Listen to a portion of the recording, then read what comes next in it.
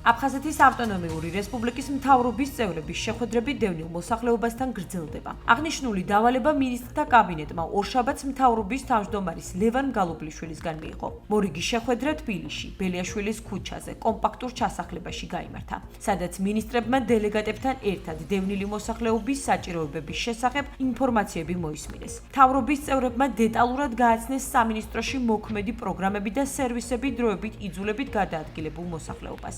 შეხვედრას აფხაზეთის ავტონომიური რესპუბლიკის მთავრობის წევრებთან ერთად დიდუბე ჩუღურეთის რაიონის დელეგატი, პარლამენტის ვიცე-სპიკერი გიორგი ვოლსკი და პარლამენტის წევრი ირმა ზავრადაშვილი ესწრებოდნენ. მთავრობის ბოლოს ხდომაზე თავმჯდომარისგან მივიღეთ დავალებები, გავსულიყავით ხალხში, გაგვიგო ჩვენი დევნილი მოსახლეობის საჭიროებები, პრობლემატიკა, ადგილზე შეგვესწავლა, გავაცანით ჩვენი სერვისები, რომლის მიღება შეუძლიათ და რომელსაც ახორციელებს აფხაზეთის ჯანდაცვის სამინისტრო. ჩვენი მიზანია, რომ ერთობლივი ძალისხმევით, მაქსიმალურად მოკლე ვადებში გადავჭრათ ის პრობლემები, რაც გააჩნია ჩვენ დევნილ მოსახლეობას. გათვითცნობიერება ძალიან მაღალია ამ ხალხის.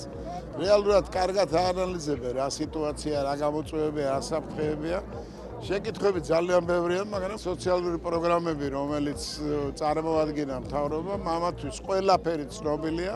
არის გარკვეული გადაუდებელი პრობლემები, როგორც ყოველთვის. მე ვფიქრობ, რომ ეს საზოგადოება გაცილებით უფრო კარგად და სიღრმისეულად აანალიზებს შექმნილ ვითარებას, ვიდრე ზოგიერთი პოლიტიკური სუბიექტის წარმომადგენელი. გავაცანით ჩვენი პრობლემები, მათაც შემოგთავაზეს თავიანთი რისი გაკეთება შეძლებენ ჩვენთვის, ისე რომ ძალიან ბევრი რაღაცა კეთდება და კიდევ ბევრია გასაკეთებელი და იმედს ვიქონიებთ, რომ ძალიან ბევრს გააკეთებენ ჩვენთვის.